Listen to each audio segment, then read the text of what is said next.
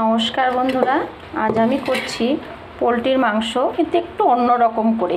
প্রথমে আমি নুন, হলুদ আর লেবুর রস দিয়ে মাংসটাকে মেখে নিচ্ছি।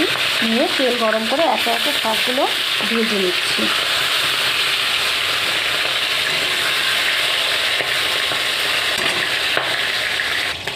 এইভাবে লাল লাল করে ভেজে নিয়ে তুলে নিচ্ছি। একই রকম করে সবগুলো ভেজে নেব। মাংসটা ভাজতে ভাজতে আমি কিছু মশলা করে নিচ্ছি। আদা, এদিকে কাঁচা লঙ্কা, জিরে আর শুকনো লঙ্কা গুঁড়োটা পরে দেবো, বেটে নিচ্ছি। এর মধ্যে আলু, পেঁয়াজ আর রসুনটা এবার একটু ভেজে দিচ্ছি।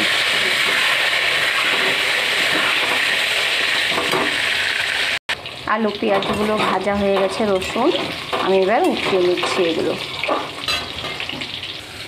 কড়াইতে তেল দিয়ে দিলাম, আর একটু দিয়ে এর মধ্যে ফোড়ন দিয়ে দিলাম জিরে, তেজপাতা আর একটু গোটা গরম মশলা দিয়ে পেঁয়াজগুলো এবার ছেড়ে দিচ্ছি। পেঁয়াজটা একটু ভাজা ভাজা করে নিয়ে তারপরে মশলাগুলো এর মধ্যে দিয়ে দেবো।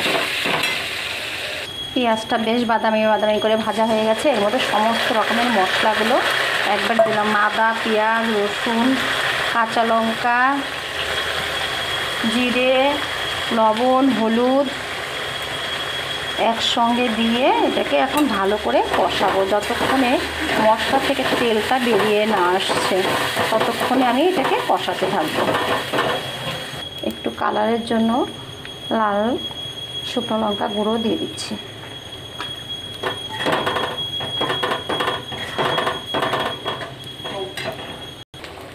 মশলাটা দেখুন কি সুন্দর চারিদিক থেকে তেল বেরিয়ে এসছে। এবারে আমি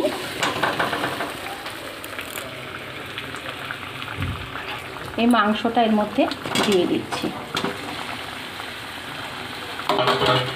একবারে আলু, পেঁয়াজ আর রসুনটাও এর মধ্যে দিয়ে দিলাম। দিয়ে এবারে সুন্দর করে নেড়ে চেড়ে ঢেকে দেব। কিছুক্ষণ রাখলে একাই জল বেরিয়ে আসবে। মাংসটা আমার কষানো হয়ে গেছে। এবার আমি ঝোলের জন্য পরিমাণ মতো জল ঢেলে দেব।